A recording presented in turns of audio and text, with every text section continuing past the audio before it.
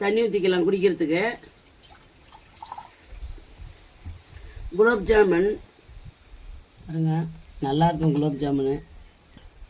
இட்லி, மெதுவான இட்லி.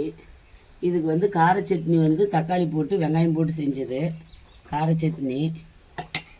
கொத்தமல்லி பொங்கல் பொங்கல் கொஞ்சோண்டு வச்சுக்கலாம். இட்லிக்கு வந்து பாருங்கள் பீன்ஸு அவரை வதாடு எல்லாம் போட்டு குழம்பு வச்சது. இது பாருங்கள், இது கொஞ்சம் போட்டுக்கலாம்.